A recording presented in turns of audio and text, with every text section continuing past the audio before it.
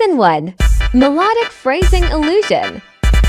Hello everyone and welcome to the first lesson of this new series of educational videos where we will talk about technical death metal in every musical aspect. Today, as the first topic, we will talk about a fundamental ingredient in this genre. Let's go together and see what it's all about. Tech death is a very complex and frenetic music that relies heavily on octave jumps and wide intervals. This particular feature can also be noticed in other metal genres such as melodic death metal or metalcore.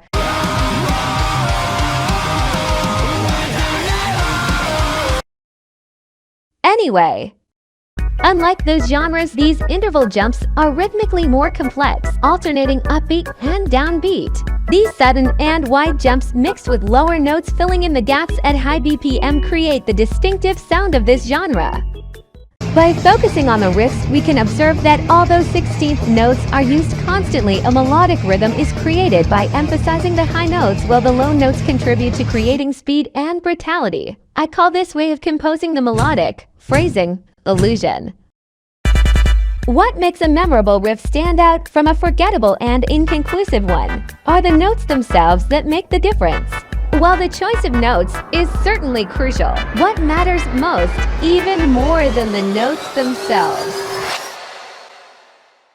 is the rhythm that is created through the use of musical intervals and the utilization of downbeats and upbeats in the melodic notes. For example, let's take one of the most beautiful and commonly used scales for writing tech death, the Phrygian dominant scale, and listen to a riff composed with it but with a poorly managed and underdeveloped rhythm.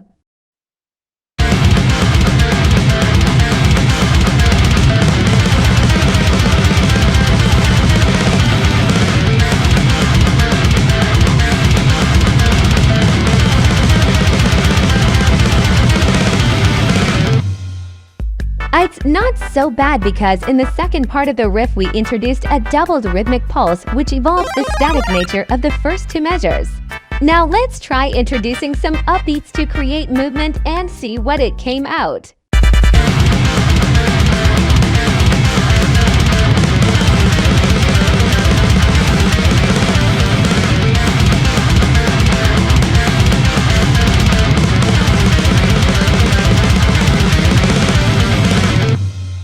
Ultimately, it's subjective and up to personal judgment to decide which of the two riffs is more expressive and memorable. However, how do we distinguish a solid groove from a weaker one? The key to a good rhythm in a riff is the alternating use of upbeat and downbeat phrasing. An example of this can be found in the song Smoke on the Water, where the second block of notes generates the rhythm through its repetition, starting offbeat with an 8th note pause, reversing the first 3 notes that start on in downbeat. This principle is essential in order to create a captivating groove within a riff and grasp the listener's attention. While it may seem far removed from Smoke on the Water, Tech Death is also rooted in the same principle. The use of on-beat and off-beat notes creates a compelling rhythm that draws in the listener. In technical death metal, the rhythm is often dictated by the arrangement of high notes within the beats while still maintaining a steady pulse. In the late 80s, this way of playing was made famous by the one who laid the foundations of extreme metal music that we have today, Chuck Schuldiner. Inspired by particular riffs from heavy metal bands, Chuck developed over time a sound that is still modern and effective today. Let's take the famous Symbolic by Death as an example. The compositional formula is exactly this one. Some accents on the downbeat and others on the upbeat, with the high notes creating a simple melody. We can observe that the 8th fret of the 5th string falls on the upbeat, whereas in the second repetition it falls on the downbeat. This pattern is similar to what occurs in Smoke on the Water, but in reverse. Now listen to how much the riff loses its power and impact when we stop alternating between downbeat and upbeat and instead have only one accent in the riff. What? We're listening to a version where all the accents fall on the upbeat. It really doesn't work. It feels flat. There's no sense of movement, no natural push or flow. This one, instead, is the opposite version, where all the accents are placed on the downbeat. And guess what? It doesn't work either. Everything just sits in place without any drive. Sorry for this. Moving on to other classic pieces in the genre, it's widely acknowledged that Mohammed Sweemez has undeniably inherited Chuck's throne, skillfully developing and elevating the melodic phrasing illusion to the heights we enjoy today. Let's consider the main riff of Stab One by Necrophagist as an example. Let's listen to it together and try to focus on the melody that emerges from the riff.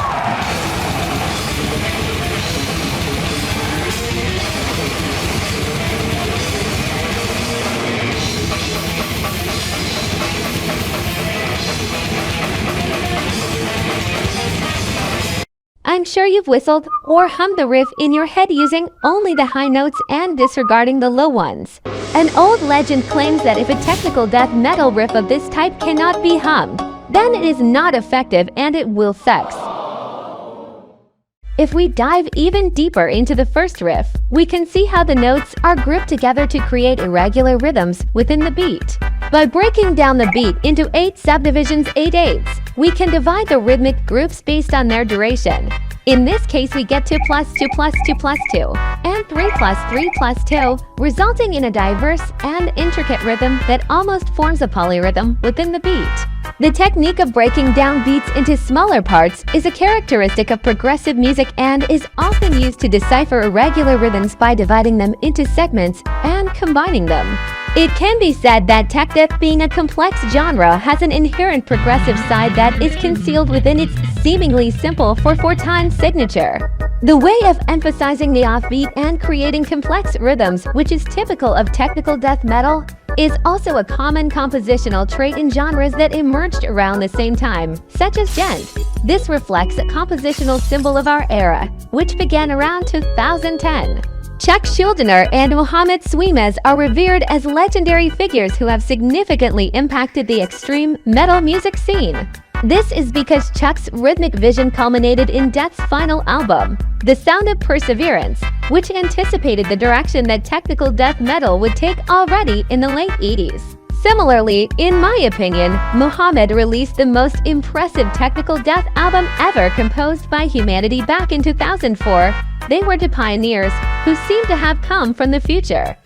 Have you understood the importance of melodic phrasing illusion? Obviously, there are many other factors to consider in creating a noteworthy technical death metal riff, such as harmony, melody, and structure.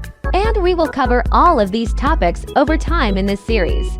To apply what we have discussed today, I recommend that you take a tech death riff you have written or create a new one, evaluate the quality of its melodic phrasing illusion, and break it down into shorter note cells to observe any polyrhythmic patterns present. Experiment with changing its groove and see how it affects the melodic perception that emerges from it, just as I did with my riff earlier. This will help you to develop your compositional skills and create more effective and memorable technical death metal riffs.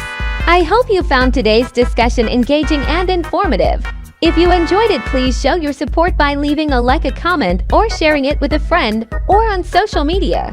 Join me soon for the next episode of Decoding Tech Death, where we'll explore new topics and delve further into the world of technical death metal. Thanks for tuning in and see you next time.